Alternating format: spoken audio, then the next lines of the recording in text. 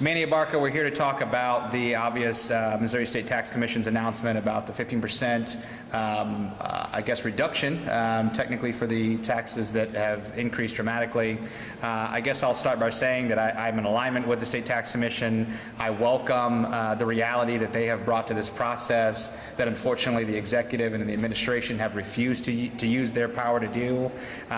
Thankfully, they've weighed in here.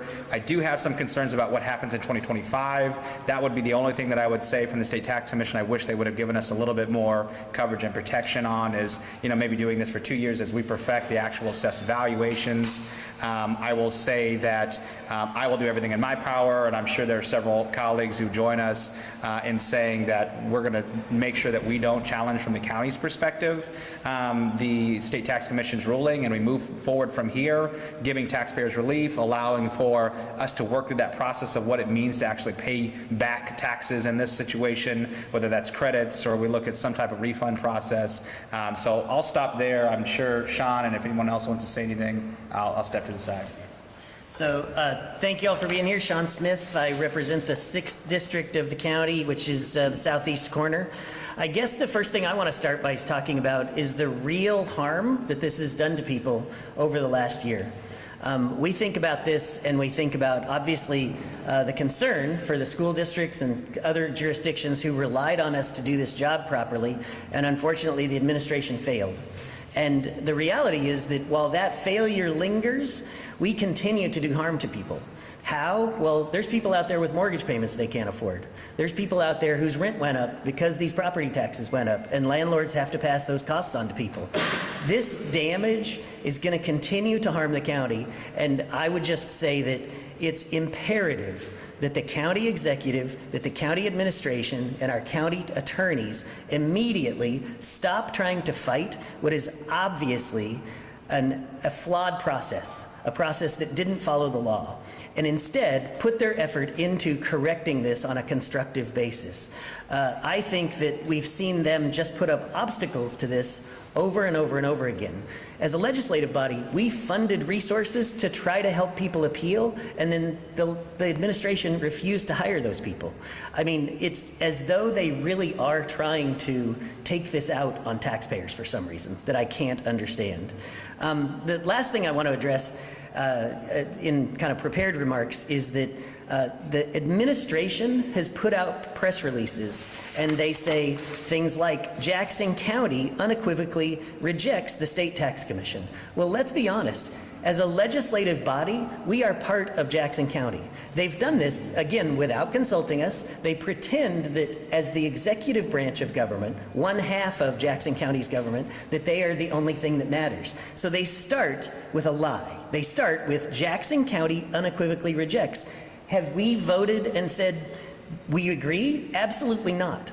So the reality is that Frank is continuing this sort of unilateral effort, and it needs to stop, and we need to work together constructively. I will also say that I invite cities, school districts who are concerned about what the repercussions of this could be to get in touch with us. We need to sit down with those agencies who relied on the administration and figure out a rational way to fix this so that we can unwind the harm done to taxpayers and make sure that the cities, school districts that relied on us don't collapse. The numbers that the administration put out just before this press conference show an aggregate of $115 million that people paid in taxes over and above what was legally required. So that's not for the cities and schools to figure out how to fix. That's for this group and the administration to figure out how to fix, and I think we're all equally committed to fixing it in a constructive way.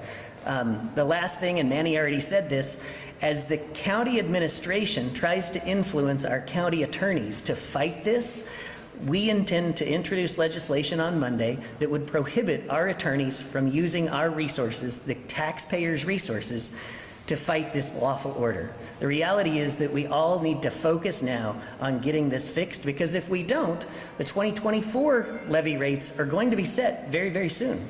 And if they continue to rely on these bad numbers while the fight continues, all it's going to do is continue the negative repercussions to the community. Thanks. Questions?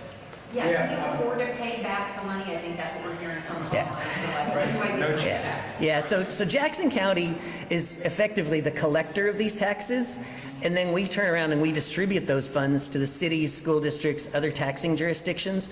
Only about 7% is held by the county to run the county operations. So the reality is this money's been passed along now to those cities and schools, who in turn have relied on that money to pay teachers and firefighters and everybody else. So immediate refunds are just not a realistic possibility. We're going to have to figure out a smart way to unwind this. Do you think it could be something like a credit for the next tax bill, or is there any possibility that somebody might actually get a check at some point? So yeah, I was going to say, let me step in here as the former treasurer, I guess, the Kansas City Public School Board. That was an entity who's probably the largest taxing jurisdiction in the county at that point. I will tell you, their cash flow really gets challenged after half of their academic year, right? So January on, they have bonded out previously to make sure they can cover cash flow for those very things. So the likelihood of us getting to a cash repayment is going to be really challenging unless we're going to dig into our county coffers and look at trying to not fund operations for us to make up that. $100 million,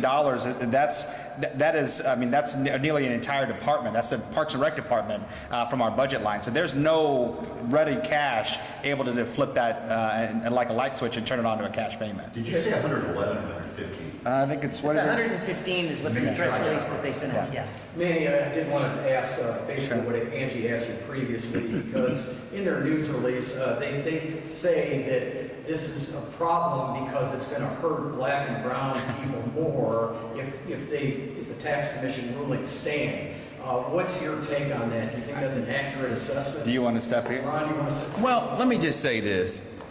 The reality is this, is that they make this argument about hurting black and brown children. They've been hurting black and brown families for the last 4 years with these bad property assessments. So you're talking about seniors who are black and brown in the west side, in the central city, who can't afford their mortgage payments or are getting priced out of their homes. So if you want to have an honest conversation about black and brown families, let's be honest about it. Frank White has been hurting black and brown families for the last 4 years. And the reality is we don't have the money to issue refunds. We don't have the money to issue a credit because we're passing the credit on to someone else. We're going to pass the credit on to the school districts. So the reality is, let's be authentic in the conversation we're talking about when we're talking about black and brown families. That is a smokescreen because they've been called out by the state tax commission, but that they botched this, and that we need to try to fix this and provide some remedy to the folks who've been hurt, black and brown or white, because there's been families across the county that have been hurt by this property tax assessment and the failure of the administration.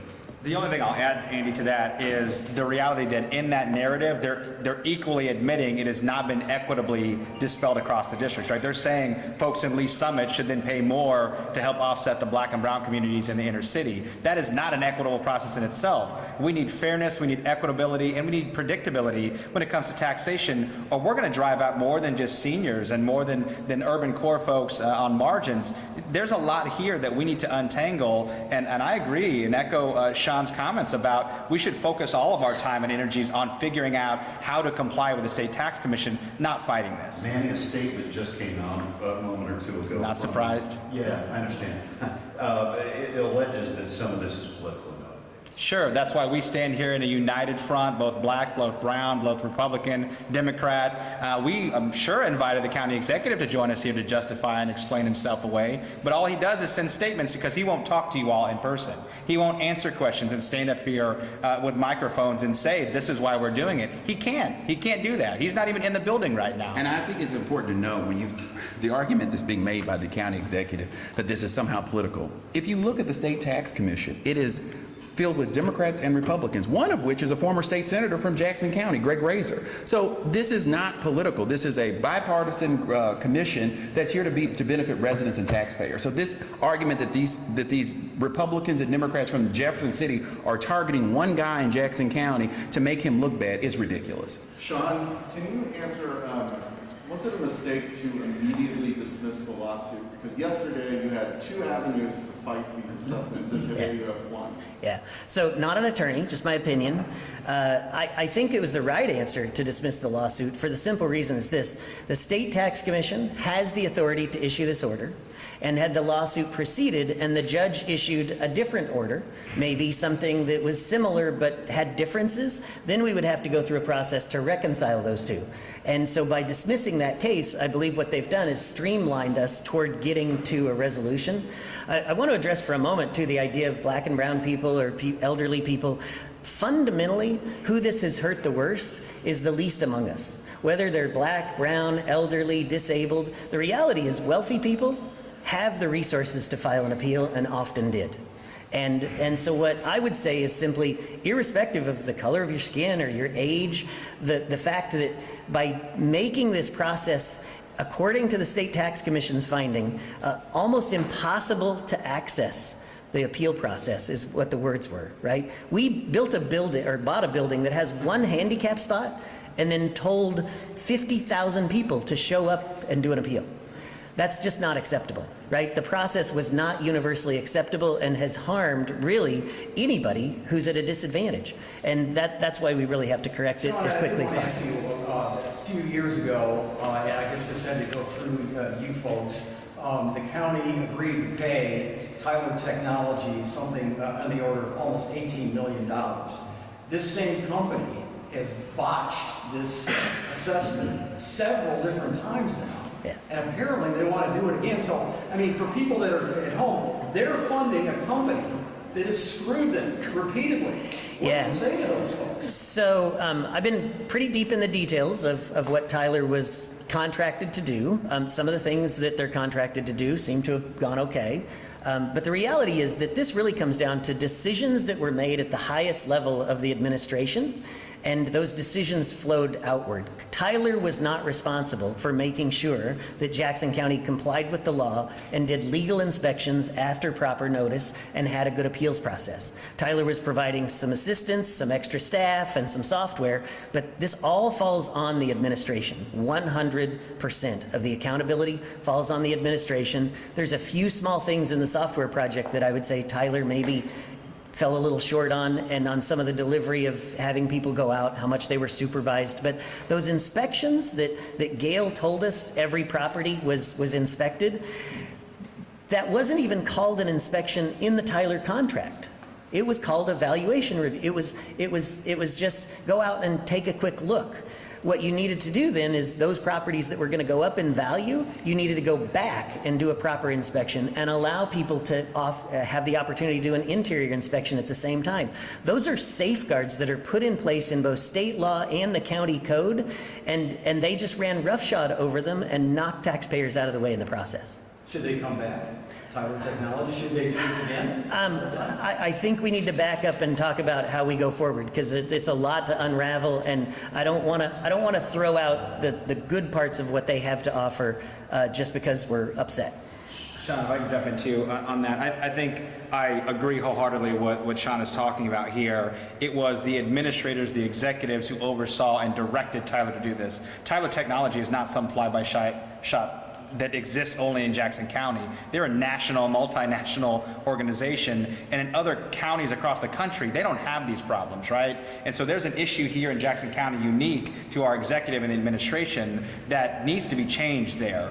And I will furthermore say the realities that Gail McCann Beatty has driven this process, both the assessment itself, but then also the appeals, there are real issues right there, and it all bleeds back to executive powers, sadly, where this executive has far too much control of the entirety of the process, from the appeals process to the assessment alone, without our ability to interact and intercept.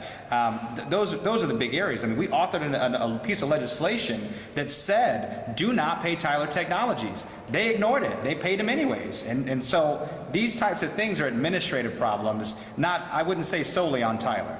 Will any of you be calling for her resignation, McCann Beatty?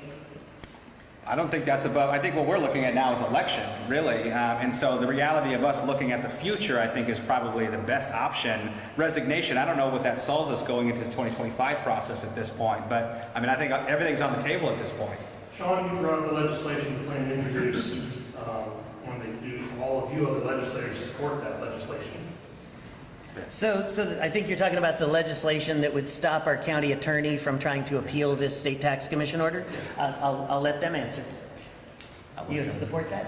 Oh, yeah. Yeah. Yes. Yeah, I mean, I think that's the value of having us all here. This is the majority of the legislature right now. So regardless of whatever else anyone says, there's 5 people right here who get to vote on that, and that's that, right? So that's the importance of us all being here today, I think. But the chair and the vice chair of the legislature are not with you. Did you invite them to come and participate? My understanding is everyone got an invitation. They were all invited. I don't know what other conflicts they had. This has been so fast moving that I didn't necessarily have an opportunity to get direct feedback from all of them. Now, it would seem, I mean, when we're talking about 50,000 appeals, this is across every district. That's absolutely true. I would imagine all of you have heard from your constituents. Yes. Oh, about yes. this process. Yes. Hundreds of emails. Right? Literally hundreds of Right. emails. So, I mean, given that, wouldn't it seem logical that the rest of your colleagues would want to do something about it? I absolutely agree. I think, and I hope for a unanimous vote when we vote on that on Monday. And I hope that we won't see resistance from the administration and our county legal to defy what we require. And relative to those who aren't here, I don't have any reason to believe that they don't support what we're trying to do, which is to correct a problem that's been created that was already unanimously voted by the legislature as being a problem over a year ago.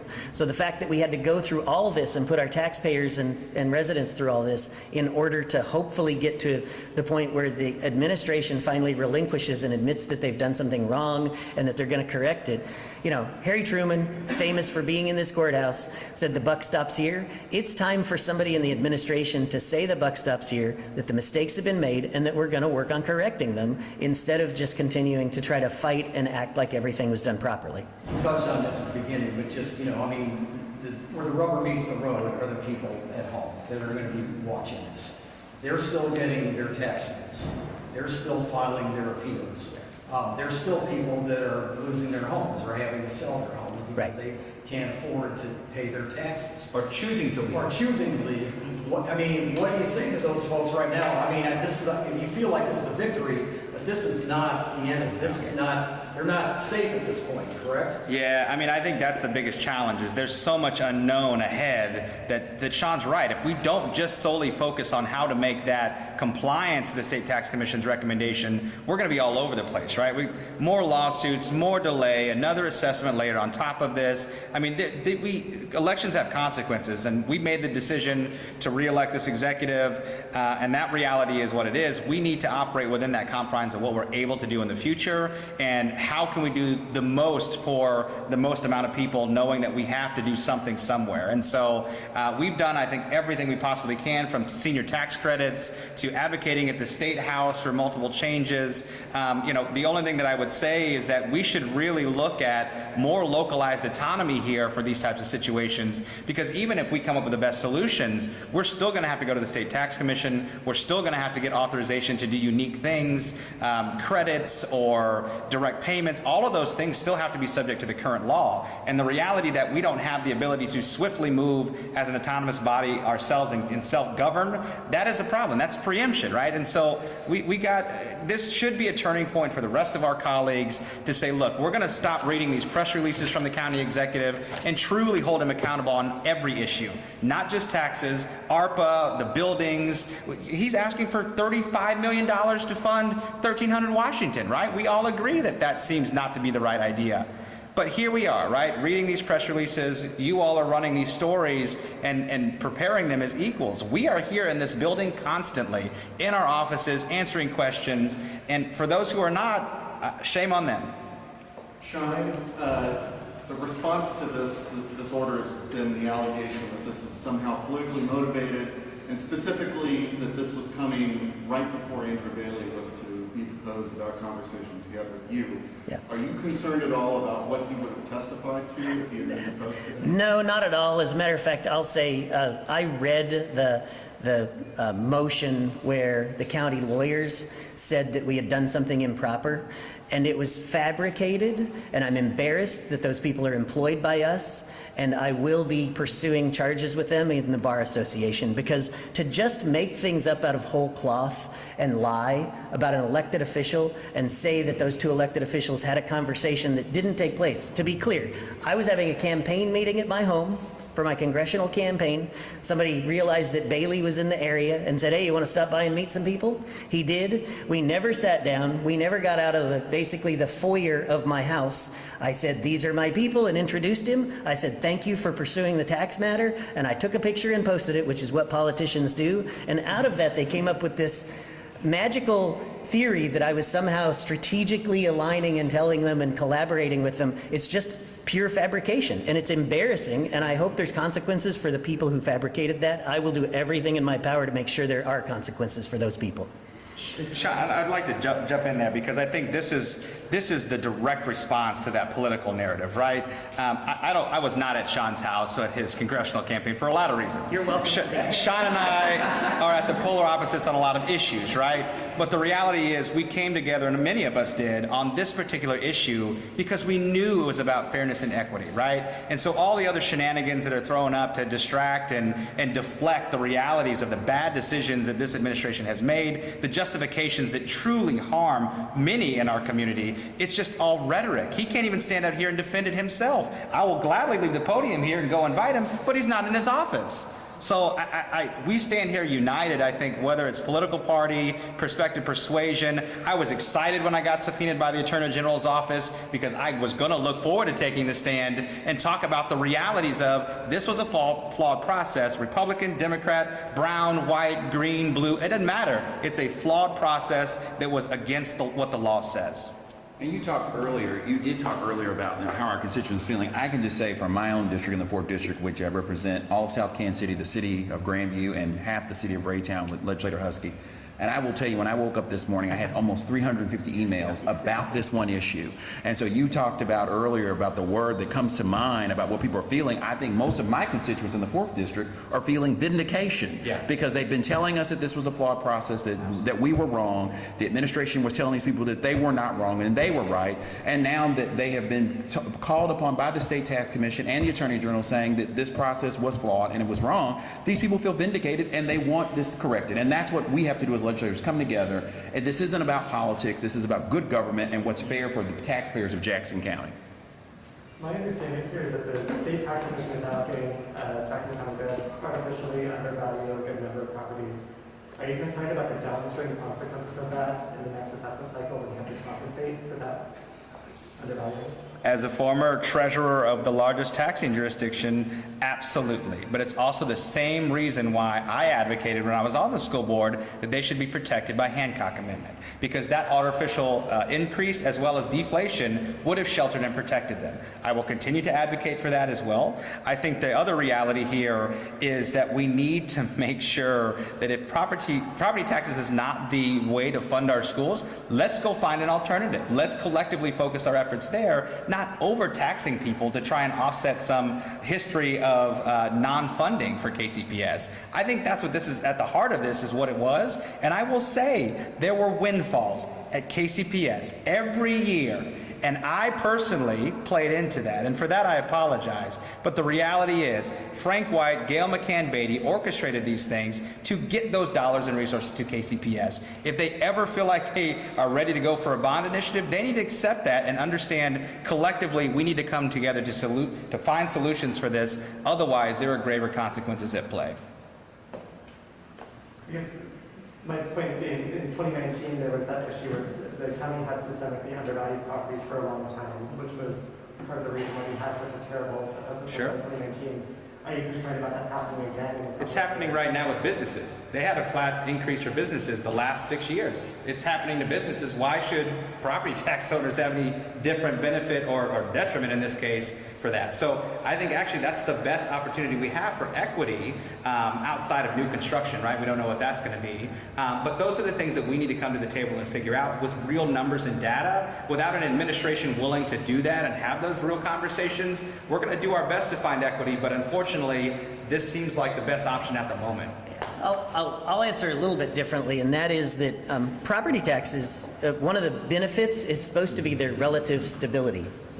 And when they're improperly managed and governed, we end up with instability, the exact opposite of what their intention is. They form a basis of a portion of the tax strategy for the state and the county.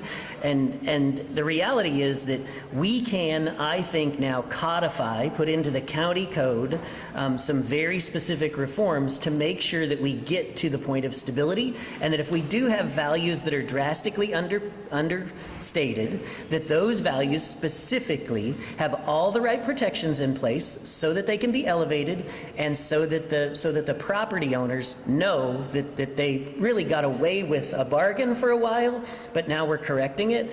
The way this was handled, we really stripped people of those protections that the law calls for. And so we're just, I hope, going to codify those protections so that in the future, if there are these kind of drastic shifts in the market, that all the right protections are placed, and there's not these surprises. Because that's really what this comes down to, is the disruptiveness of having a sudden large increase is what will drive people to make decisions. And taxes should never be the reason you have to sell your house. If that's not a universally understood thing, I don't know what should be. I mean, your home should be an asset that you own once you've paid it off, and the taxes should be incidental, not suddenly shooting up by 300%, and I have to make a decision between food, medicine, and taxes. That's ridiculous.